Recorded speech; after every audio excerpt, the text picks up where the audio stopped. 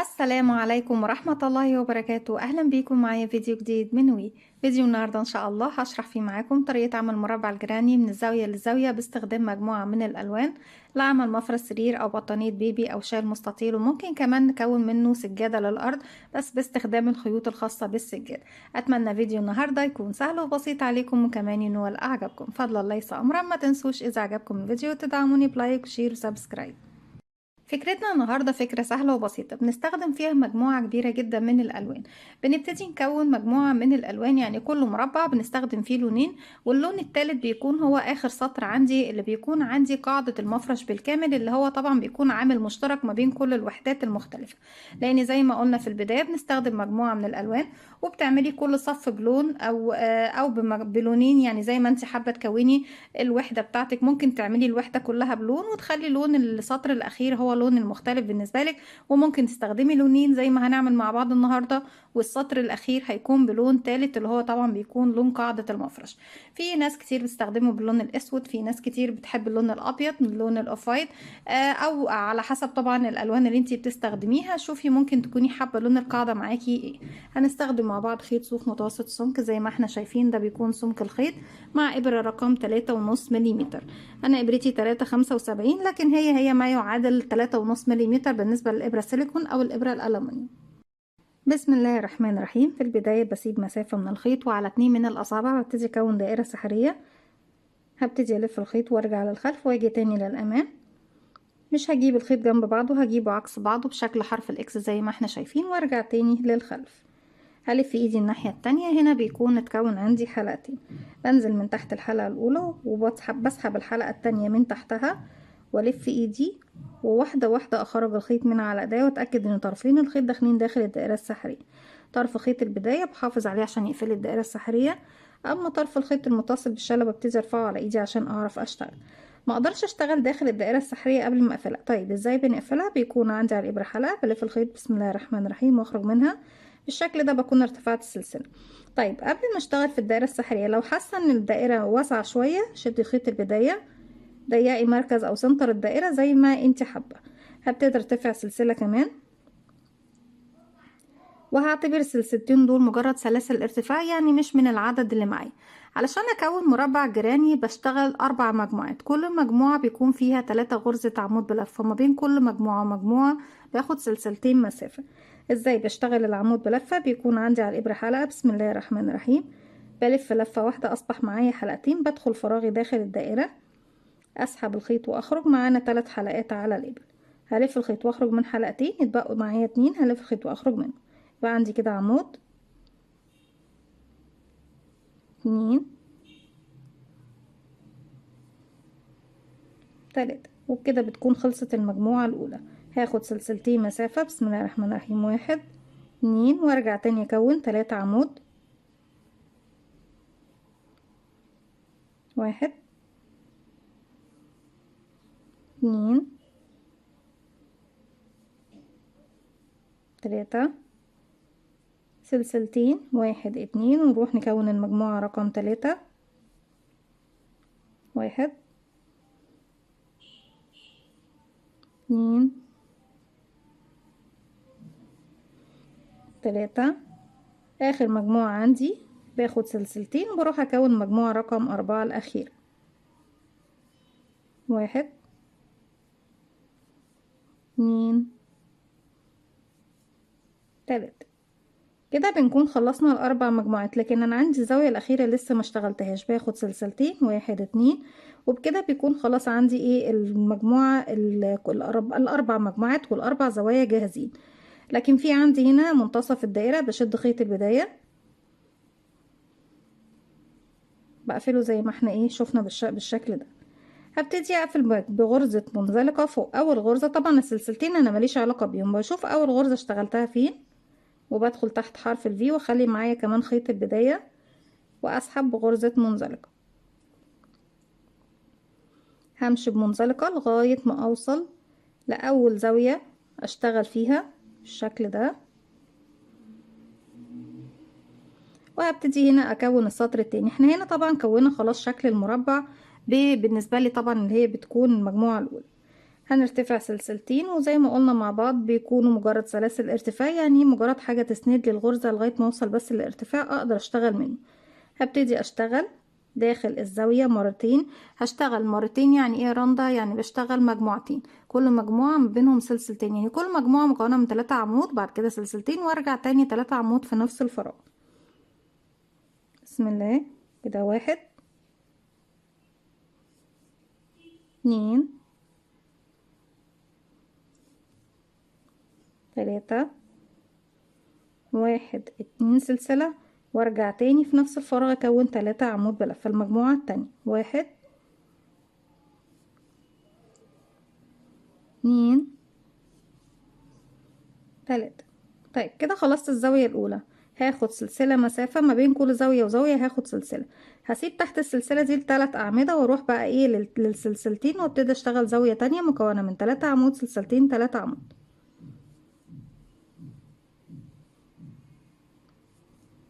2 3 1 2، وتاني في نفس الفراغ 1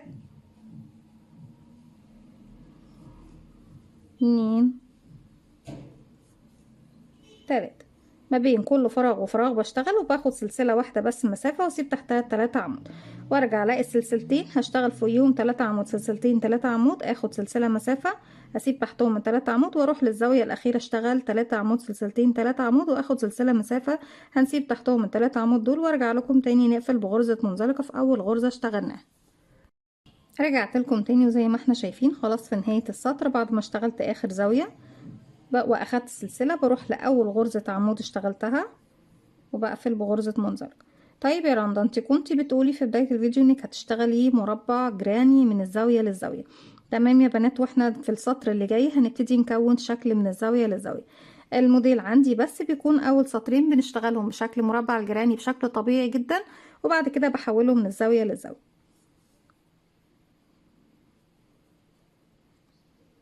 أنا بس مش عايزة خيوط تكون مفككة معايا.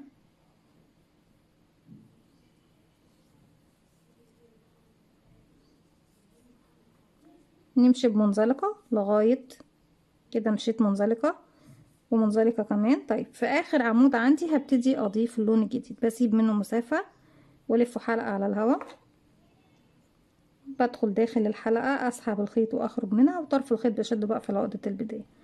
هبتدي اسحب اللون الجديد من تحت الحلقة الموجودة عندي على الابرة، همشي لغاية الزاوية الاولى وابتدي اشتغل. همشي بمنزلقة وارتفع 1 2 سلسلة وهبتدي اشتغل. اللون الاورنج بسيبه تاني في نفس المكان، لاني بعد سطرين يعني هشتغل رايح وارجع تاني لنفس المكان، وابتدي اسحبه اشتغل بيه سطرين بنفس اللون الاورنج. طيب تحت كنت في السطرين اللي فاتوا بشتغل في الزوايا زوايا زيهم، هنا انا مش هشتغل في الزاوية دي زاوية، هشتغل فيها مرة واحدة بس. يعني ايه مرة واحدة؟ يعني هشتغل فيها 3 عمود بلفة بس، مش 3 عمود وسلسلتين و3 عمود. هبتدي 1 2 3. وطبعا احنا عارفين ان السلسلتين مجرد سلاسل ارتفاع فقط لا غير. سلسلة مسافة هسيب تحتها ال3 عمود دول واروح للسلسلة اشتغل 3 عمود. 1 2 3. سلسلة مسافة هنسيب تحتهم ال3 عمود، وهنا هتقابلني الزاوية اللي في المنتصف. الزاوية دي الوحيدة لغاية ما توصلي لعدد السطور اللي انتي حباه من مربع الجراني من الزاوية للزاوية، هتفضل معاكي زاوية طبيعية. يعني بشتغل فيها مرتين، بشتغل 3 عمود 2 سلسلة 3 عمود في نفس الفراغ. 1 2 3 1 2 سلسلة، كمان مرة في نفس الفراغ 3 عمود. 1 2 3. عشان اكمل واوصل للزاوية دي هاخد سلسلة، والفراغ اللي هيقابلني فوق السلسلة بشتغل 3 عمود. 1 2 3 سلسلة، وهتقابلني الزاوية الأخيرة. بما اني بشتغل من الزاوية للزاوية النص دوت، بصوا يا بنات، من هنا من الزاوية دي همشي كده كده وارجع للزاوية دي، ما بشتغلش. بشتغل من فين لفين؟ بشتغل من الزاوية دي، بمشي كده وارجع كده للزاوية دي، يعني من الزاوية دي للزاوية دي بشتغل. لكن انا في الجزء اللي على اليسار ده ما بشتغلش. تمام. يعني المفروض ان ده اخر فراغ هشتغله، يعني مش هشتغله زاوية، هشتغل فيه بس 3 عمود بلف. 1 2 3. بالشكل دوت انا كده خلاص السطر عندي خلص، يعني الجزء دوت مش هشتغل فيه خالص. طيب انا محتاجة اشتغل السطر اللي جاي، يعني هرجع تاني للجانب دوت عشان اوصل تاني للخيط اللي هنا ده. يبقى هرتفع كام سلسلة؟ 1 2 3 4. طيب يا رندا، وبعد كده هلف شغل الناحية التانية. ايه هم الاربع سلاسل دول؟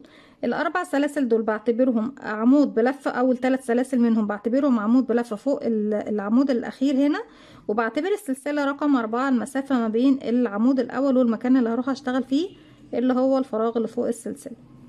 يعني السطر ده ببتدي ارتفع 4 سلسلة واروح لاول فراغ اشتغل 3 عمود بلفة. 2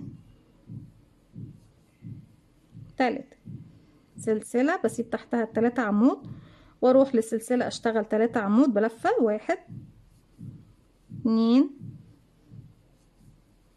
3 سلسلة مسافة.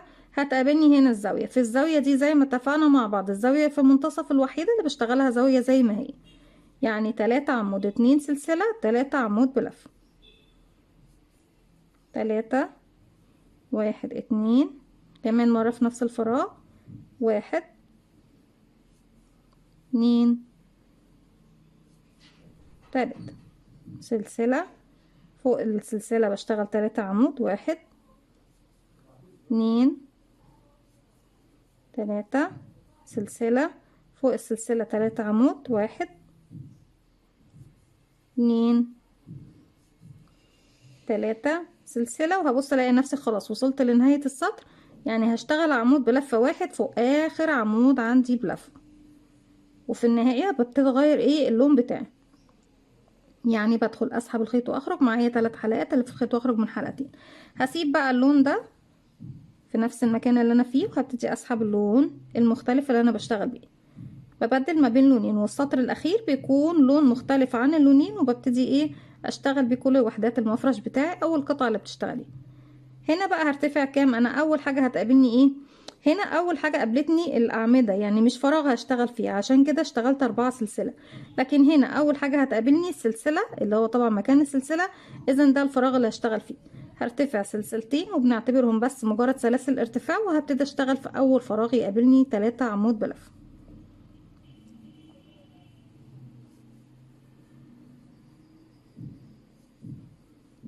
وبشكل طبيعي ببتدي بعد كده بقى اشتغل سلسلة 3 عمود سلسلة 3 عمود سلسلة.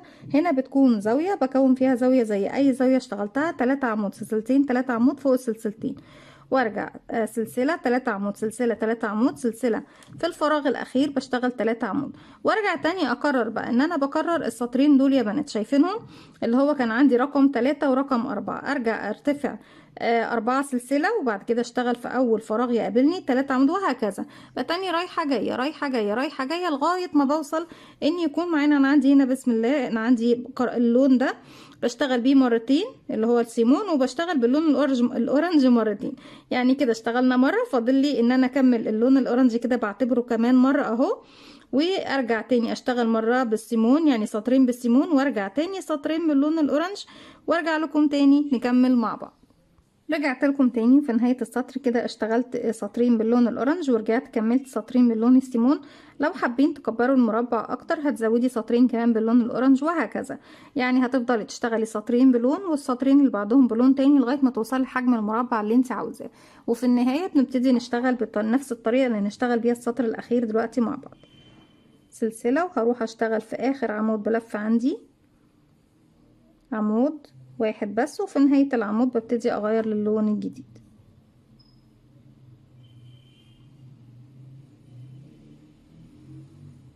هرتفع سلسلتين والف شغل الناحية التانية. في المرحلة اللي جاية يا بنات ببتدي اشتغل في كل مكان يقابلني فيه زاوية بشتغل زاوية طبيعية. هنا ده هعتبره زاوية، يعني هنا انا طبعا في السطور اللي فاتت من الزاوية للزاوية كنت رايحة كده وارجع تاني كده، لا المرة دي بقى ان انا هشتغل على المربع كامل، وبعتبر هنا زاوية وهنا زاوية وهنا زاوية وهنا زاوية. الاربع اماكن دول عندي هيكونوا زوايا زي ما كنت بشتغل بالظبط. انا هنا كنت شغله قطعه بنفس الطريقه زي ما احنا شايفين، وهبتدي اشبك فيه، هبتدي اشتغل بنفس الطريقه اللي احنا كنا بنشتغلها في السطرين الاول والتاني. طيب هنا هعتبر ان دي زاويه زي ما احنا شايفين بالشكل ده. اول فراغ ده هشتغل فيه 3 عمود، ولما اوصل لنهايه السطر في نفس الفراغ هشتغل كمان 3 عمود وسلسلتين. بقى كده 1 2 3، وهاخد سلسله وهعتبر دول 3 عمود من ال6 عمود اللي بيكونوا عندي في الزاويه. واروح هنا اشتغل 3 عمود، 1 2 3، سلسلة، 3 عمود فوق السلسلة،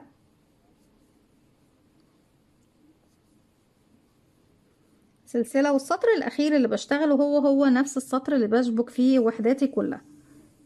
1 يعني كل وحدة بشبكها في الوحدة اللي قبليها في آخر سطر بشتغل. أول وحدة بشتغلها كاملة بما فيهم طبعا السطر الأخير، أما بقية الوحدات بشتغلها لغاية آخر لون اللي هو وليكن هنا اشتغلنا هنا باللون السيمون، وبعد كده السطر اللي باللون الأبيض هو اللي ببتدي أشغل وحدتي بالسطر الأخير، وفي نفس الوقت بشبكها في الوحدة التانية.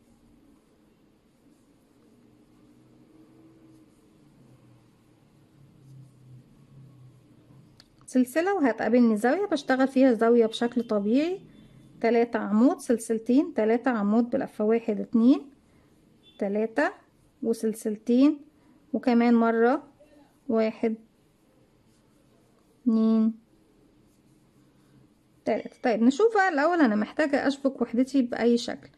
أنا محتاجة أشبك وحداتي كلها تكون بالشكل ده، إن المربع يكون هنا، وكمان أنا عندي المربع ده بيكون بالشكل ده. تمام يا بنات؟ فبشوف بقى انا المكان اللي هشبك بيه فين. انا بما اني المكان اللي هشبك فيه هنا، فانا بشتغل بشكل طبيعي لغاية ما اوصل للزاوية دي، لان بداية الزاوية دي هبتدي اشبك هنا. انا لسه مستمرة بشتغل بشكل طبيعي، سلسلة وفوق السلسلة 3 عمود، 1 2 3، سلسلة فوق السلسلة 3 عمود،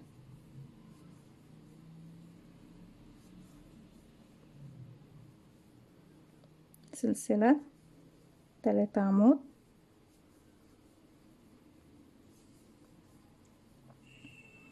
سلسلة 3 عمود في الفراغ اللي بعده،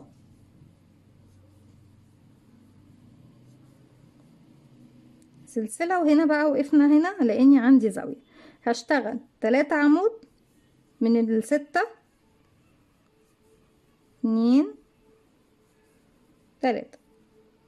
طيب كنت بشتغل سلسلتين، هاخد سلسلة واحدة منهم وهبتدي اجيب الوحدة التانية اللي انا ببتدي اشبك فيه، هرفعها خيطي لفوق اهم حاجة، وبعد كده هبتدي ارفع الوحدة من تحت من ظهر الوحدة، ببتدي من عند الزاوية اللي هشبك فيها انزل اسحب الخيط واخرج معايا الابرة حلقتين، بلف الخيط واخرج منها، وارجع ارتفع سلسلة كمان، وارجع في نفس الفراغ هنا اكمل الزاوية ايه بتاعتي ب3 عمود بلفة، 1 2 3. طيب كنت باخد سلسلة في الاماكن اللي هي ما بين كل فراغ وفراغ، مش هاخد السلسلة وهروح للمربع المقابل ليا، انزل من تحت السلسلة هنا اسحب الخيط واخرج معايا على الابرة حلقتين، بلف الخيط واخرج منهم. كده انا عملت غرزة حشو، اديتني من فوق فراغ كأني بالظبط اشتغلت السلسلة، علشان كده مش باخد السلسلة ايه اللي كنت باخدها، ده في حال ان انا بشبك. تمام يا بنات؟ لكن لو بشتغل عادي باخد السلسلة. اول فرد بسيب طبعا تحت الحشو دي العمود بالعرض هنا كأنه بالظبط 3 عمود زي ما كنت بشتغل هنا، وفوق الفراغ اللي فيه سلاسل بشتغل 3 عمود، 1 2 3. بدل ما هاخد السلسلة هروح للخلف، هنزل من تحت السلسلة واشغل غرزة حشو والف الخيط على الابرة، بسيب المكان ده ما بشتغلش فيه واروح فوق الفراغ اشتغل 3 عمود.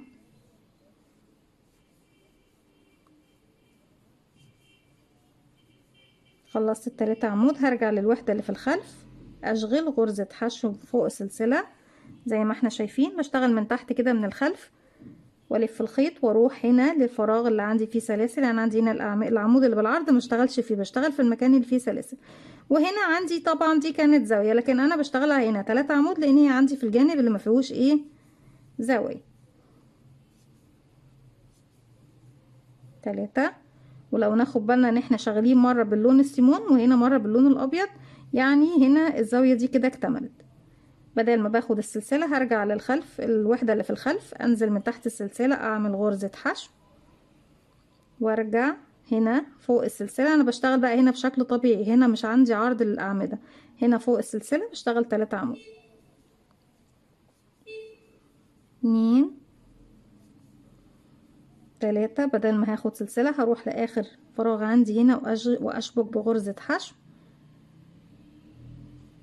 هتقابلني الزاويه، بدخل داخل الزاويه اشتغل 3 عمود. 1 2 3. كنت باخد سلسلتين، هاخد سلسله واحده بس واروح هنا من تحت الزاويه التانية، انزل هنا من عند سلسلتين اسحب بغرزه حشو واخد سلسله كمان وارجع للمربع اللي انا كنت بشغل فيه اكمل الزاويه بتاعتي. احنا اشتغلنا 3 عمود واخدنا سلسله شبكنا بحشو وخدنا سلسله، هرجع تاني لنفس المكان اشتغل 3 عمود. 1 2 3 سلسله. لو عندي بقى مربعات تانية هنا بشبك فيها ببتدي اشبك بنفس الطريقه دي. ما عنديش خلاص بكمل بقى شغلي بشكل طبيعي. فوق الفراغ بشتغل 3 عمود. 1 2 3 سلسلة، هروح للفراغ اللي بعده 3 عمود.